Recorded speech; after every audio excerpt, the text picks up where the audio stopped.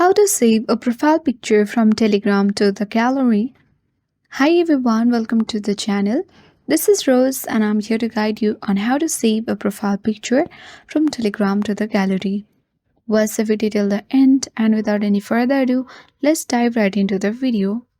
First, launch the Telegram application on your device. Make sure to log in to your account. Then tap on the three-line icon at top left corner of the screen. At top of the screen, you can easily view your profile. Simply you have to tap on it to expand it. And then you will get access to this section where you can see the three dots at top right corner of the screen. To save a profile picture from Telegram to the gallery, tap on three dots at top right corner and a drop-down menu box appears.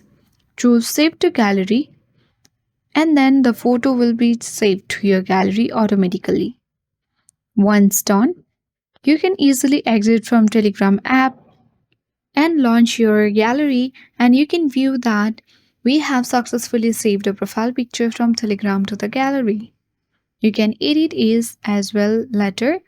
So that's all for today. Hope this video helped you.